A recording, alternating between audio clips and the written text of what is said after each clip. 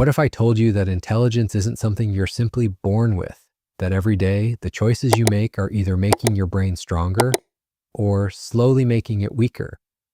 Most people believe that IQ is fixed. They think the smart kids were just lucky enough to be born that way, so they stop trying. They blame genetics. They say things like, I'm just not that smart. But science tells a different story. Your brain is constantly changing. Every time you learn something new, struggle through a difficult problem, or connect two ideas together, your brain physically rewires itself. This ability is called neuroplasticity, and it's the reason why some people become noticeably smarter over time. Not because they were born different, but because they built different habits. Take Albert Einstein. People love to call him a genius, as if he woke up one morning with a magical brain. But Einstein himself disagreed. He once said, "I have no special talent, I am only passionately curious." Notice what he didn't say. He didn't say he had a higher IQ. He didn't say he was naturally gifted. He said he was curious. While most people stop asking questions as they grow older, Einstein never did.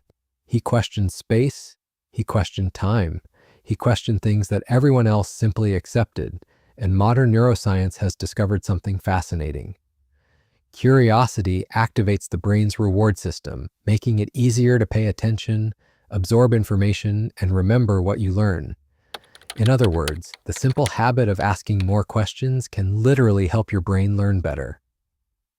Then there was Leonardo da Vinci, artist, inventor, engineer, scientist.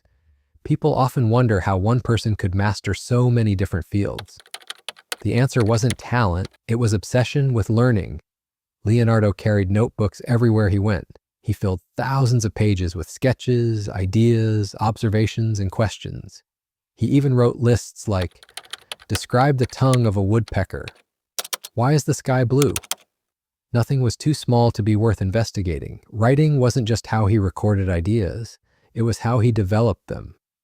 Today, psychologists know that writing forces your brain to organize thoughts, identify gaps in your understanding, and build stronger memories. That's why simply reading a book isn't enough.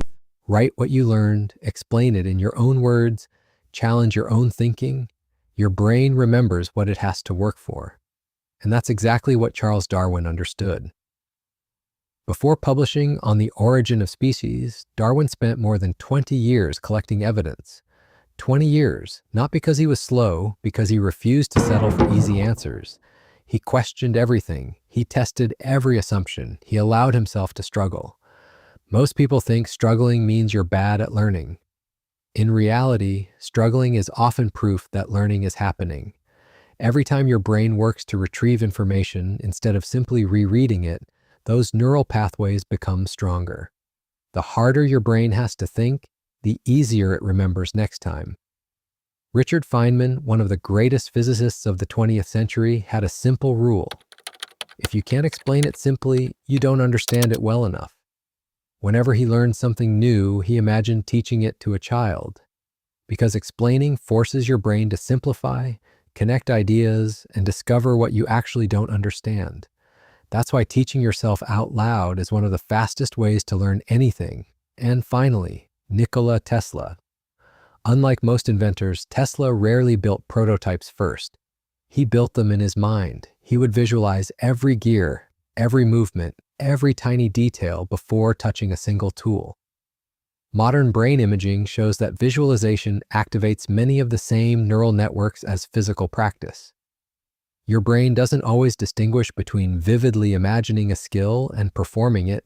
That's why athletes, musicians, surgeons, and astronauts all use visualization before performing. So what's the lesson from all of these extraordinary people? None of them relied on talent alone. They stayed curious. They wrote constantly. They embraced difficult thinking. They explained ideas simply. They visualized success before taking action.